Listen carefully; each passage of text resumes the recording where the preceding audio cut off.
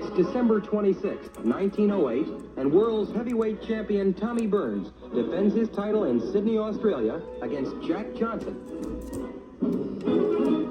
Here's Tommy Burns getting himself into the best shape of his entire career.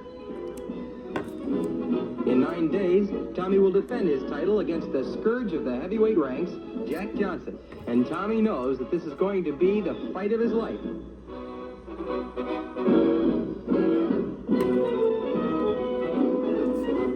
Here's champion Burns, the shorter of the two men, training with the fine heavyweight Al Kaufman, whom he sends to the canvas with a good right hand. Watch closely.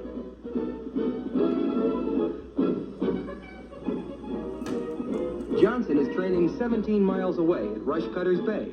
Even the sedate Australian sports writers have been pulling out all of the stops in describing Johnson's workouts throughout his training period. There has been a general consensus of opinion that Johnson combines perfect defense and balance with an offensive punching attack which leaves little to be desired in a professional fighter. This is the scene at Rushcutters Bay in Sydney, Australia at 1 o'clock in the afternoon as an electric excitement has captured the fans as they prepare to watch Burns make the 12th defense of his heavyweight championship.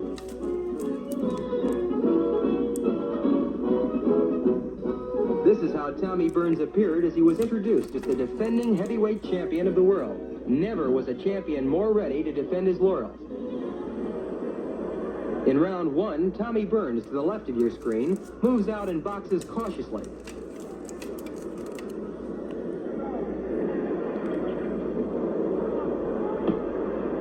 Johnson clinches with Tommy and smiles to ringsiders. Burns looks almost like a little boy compared to the 212-pound challenger.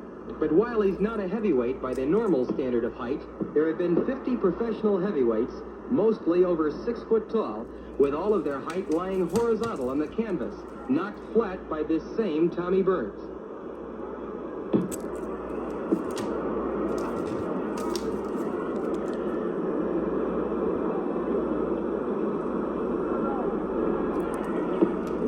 Johnson lands a hard right and forces Tommy to the ropes.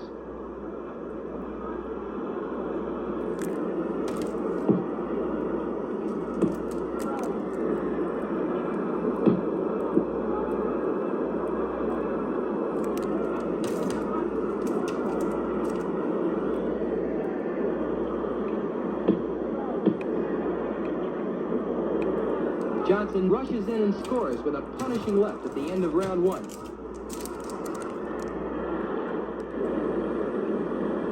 In rounds 2, 3, and 4, Johnson merely played with the heavyweight champion. He would laugh and actually talk to the crowd as Burns was hitting to the stomach. It was Johnson's way of demonstrating he had absolutely nothing to fear from the little heavyweight champion. Here in round 5, Johnson has no trouble in tying his man up.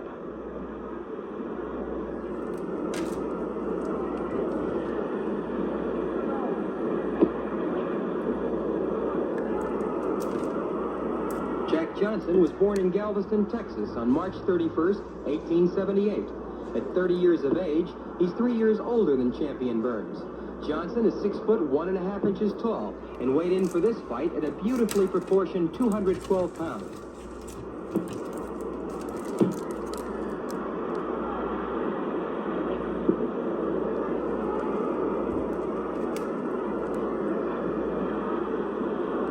Burns stays at long range, looking for an opening.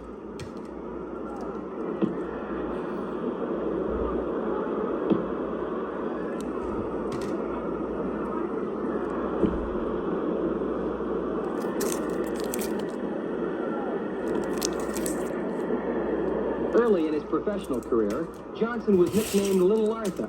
He looks almost like a giant next to the little man he's facing.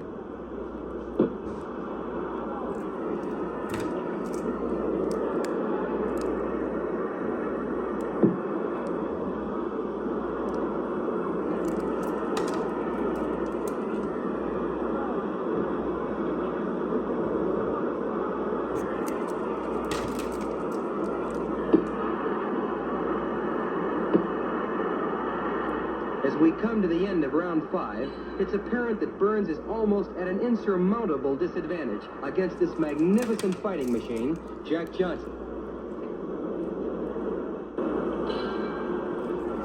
In rounds 6 and 7, Johnson scored heavily on the inside with ripping punches to the body and hard rights to the head. Here in round 8, Johnson rushes in and holds Burns as he talks to ringsiders, laughing all the time. Johnson has been after this heavyweight title fight for over 2 years. He hurled challenge after challenge at Burns to no avail. Johnson employed the unique strategy of purchasing a ringside seat at every one of Burns' title defenses. As Tommy fought, Johnson would sit there screaming insults, taunting the champion. His high voice stood out like a beacon light at ringside when Burns fought Philadelphia Jack O'Brien. At Dublin, when the champion beat Jim Roach, Johnson was there screaming. Again in Paris, when Burns knocked out Joey Smith, and finally in Sydney, when Burns disposed of Bill Squires. It was then, in Sydney, Australia, that the champion could take no more.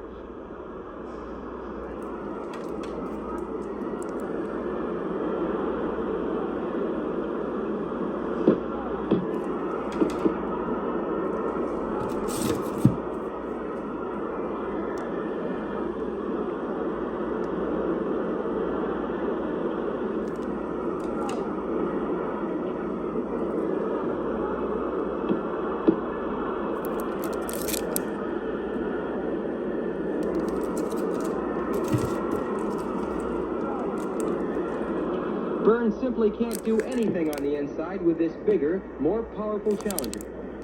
Tommy Burns' real name is Noah Brousseau. A French-Canadian by birth, he was born June 17, 1881 in Hanover, Canada.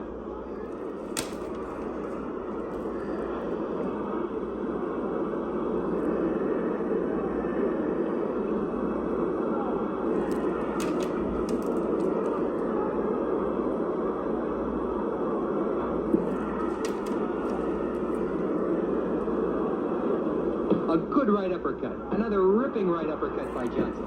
Uppercuts, hooks, all punishing blows. Johnson calmly looks down at Tommy, talks to the champion, taunting him. He wants Burns, as well as everyone, to know that this is no fight. This is a picnic.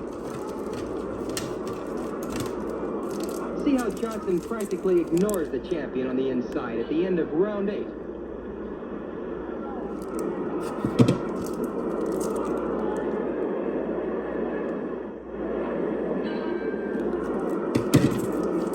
In rounds 9 and 10, Johnson simply overwhelms the champion. Going into round 11, it looked practically hopeless for Tommy. Johnson pressing forward, landing short punches, holding Tommy in the clinches. Burns unable to do anything against the heavier, stronger, taller challenger.